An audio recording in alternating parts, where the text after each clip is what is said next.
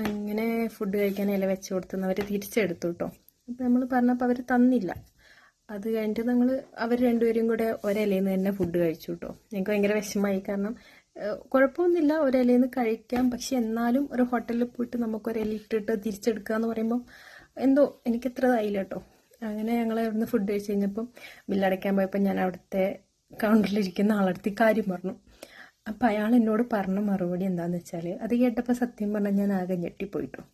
അയാൾ എന്നോട് എന്താ പറഞ്ഞതെന്ന് വെച്ചിട്ടുണ്ടെങ്കിൽ, 2 ഇല ഇട്ട് കഴിഞ്ഞാൽ 2 ഇലയിലും അച്ചാറും സർലാസും ചമ്മന്തിയും ഒക്കെ വിളമ്പേണ്ടി വരും.